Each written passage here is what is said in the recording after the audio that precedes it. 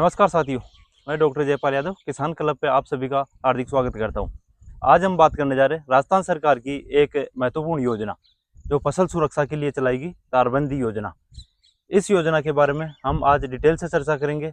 आपसे को सीधे फार्मर से बात करवाएंगे। इन्होंने अभी अभी ये तारबंदी करवाई है, तो ये किस प्रकार से इन्होंने तारबंदी करवाई, इन्होंने आवेदन कहाँ से किया, किस कैटेगरी के अंदर इन्होंने आवेदन किया था, प्रशासनिक स्वीकृति इनको कब मिली थी, या इसके प्रशासनिक स्वीकृति मिलने के बाद में इन्होंने किस प्रकार से ये कार्य कंप्लीट किया। तो आप एक बार पूरा परिचय दे दो और उसके बाद में हम बात करेंगे तारबंदी योजना के बारे में।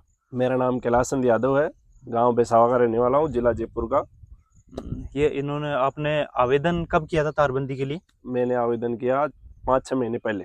5-6 महीने पहले। हाँ। कहाँ से करवाया आवेदन? ई मित्र से करवाया। ई मित्र से करवाया। हाँ। आपने कौन सी कैटेगरी में करवाया, व्यक्तिगत या फिर समूह में करवाया? समूह में करवाया। कितने जनों के लिए? 3 जनों के लिए। 3 जनों के लिए। हाँ। तो आप आवेदन ई मित्र से करवा सकते हो या राज किसान साथी पोर्टल के माध्यम से आप स्वयं भी कर सकते हो। इसमें 3 प्रकार से होते हैं, एक तो व्यक्तिगत आवेदन, एक समूह में आवेदन, एक सामुदायिक आवेदन। व्यक्तिगत आवेदन में एक सिंगल किसान कर सकता है। समूह में आवेदन करना चाहते हैं तो अगर ये जमीन है, अपनी जमीन अगर समूह के अंदर है, अपन शामिलात में है, तो अन्य खातेदार भी है, तो अपन समूह में भी इसको आवेदन कर सकते हैं। इसके अलावा तीसरी कैटेगरी है सामुदायिक। तो सामुदायिक के अंदर भी कर सकते हैं अपन। सामुदायिक में मिनिमम 5 हेक्टेयर जमीन होनी चाहिए और 10 किसान होने चाहिए। जब सिंगल किसान आवेदन करेगा तो उसके लिए 0.5 हेक्टेयर जमीन चाहिए। ग्रुप में आवेदन करेगा तो उसके लिए भी आधा हेक्टेयर जमीन चाहिए। मतलब पहले पिछले साल तक 2024-25 तक इसमें अगर आवेदन करे तो 1.5 हेक्टेयर की आवश्यकता थी, लेकिन इस साल कम कर दिया गया 0.5 हेक्टेयर। जो आधा हेक्टेयर भी अगर किसी के पास है तो वो भी इसमें आवेदन कर सकता है। उसके बाद में आपको प्रशासनिक स्वीकृति कब मिली? 2 महीने बाद प्रशासनिक स्वीकृति मिली। 2-3 आगे महीने हाँ प्री करके गए और 2 महीने बाद स्वीकृति मिल गई। स्वीकृति मिल गई। स्वीकृति मिलने के बाद में आपने कार्य स्टार्ट कब किया? स्टार्ट किया मैंने 10-15 रोज पहले। हाँ। और अभी कंप्लीट किया है। हाँ। और में आपने सबसे पहले आपने जो आवेदन किया, आवेदन करने के बाद में जो प्रशासनिक स्वीकृति मिली, प्रशासनिक स्वीकृति मिलने के बाद में आपने जो ये लगाया तो वो इसमें पिलर से पिलर की दूरी कितनी रखी? 15 फीट। 15 फीट। 15 फीट। और ये इसकी हाइट कितनी रखी जाली की? हाइट रखी 6 फीट पोल की और जाली की। हाँ। अच्छा, जाली की। और इसमें ये वायर तार आपने जैसे कि कितने 4 तार लगे। तार। हाँ। इसकी आपको यूं मैं तो कैसे समझ में आया, या कि आपको क्यों लगा कि ये तारबंदी करनी चाहिए आपको? ये आवारा पशुओं के लिए, जैसे नील गाय के लिए, हाँ। ये खेती को नुकसान पहुंचाते तो ये करना जरूरी हो गया। आपके यहाँ पे पहले क्या लगाते थे आप? ये बाजरा ज्वार जैसे। हाँ। और अभी पोलिया हाउस लग गया तो इसकी भी सुरक्षा के लिए जाली जरूरी होगी। अच्छा, चलो सही है। तो अब हम बताते हैं इसके बारे में संपूर्ण जानकारी कि इसमें 3 प्रकार से आप आवेदन कर सकते हो।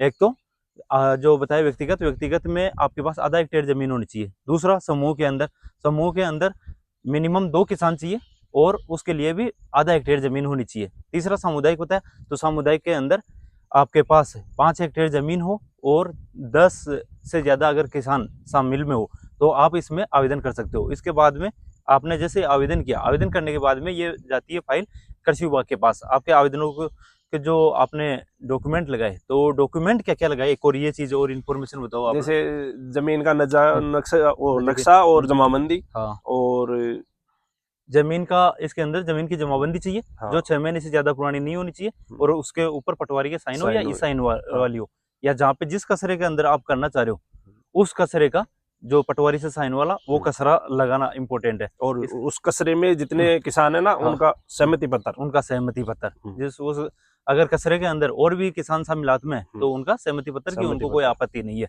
इस प्रकार से। और साथ में इसमें जब कृषि विभाग के द्वारा अगर डॉक्यूमेंट सब सही है, उसके बाद में प्री वेरिफिकेशन के लिए सुपरवाइजर के पास भेजा जाती है। अगर सुपरवाइजर इसका प्री वेरिफिकेशन कर देता है टाइम से, तो उसमें उसके बाद में प्रशासनिक स्वीकृति जारी होती है। प्रशासनिक स्वीकृति जारी होने के पश्चात किसान को अपने स्तर से ही कार्य करना होता है, स्वयं के स्तर से। आप एक बार किसानों को बता दो कि इसके अंदर आपने ये लगभग कितना मीटर तारबंदी की? ये कर दी हमने 600 मीटर। 600 मीटर। 600 मीटर। तो इसमें आपके जो ये पिलर लेके आए, तो पिलर की क्या रेट में पड़ा आपको एक पिलर? ये पिलर पड़ा 350 रुपए। 350 रुपए में। हाँ, एक पिलर। पिलर। और ये जाली की क्या? जाली का हो गया, जैसे 100 फीट का बंडल आता है तो ये 3500 रुपए, 3600 रुपए, हम्म। कोई 4000 रुपए, वो केजी के हिसाब से, केजी के हिसाब से, केजी है के ना। हिसाब से। और इसके साथ में ये वायर वायर का आता है 2200 रुपए का बंडल। 2200 रुपए। हम्म।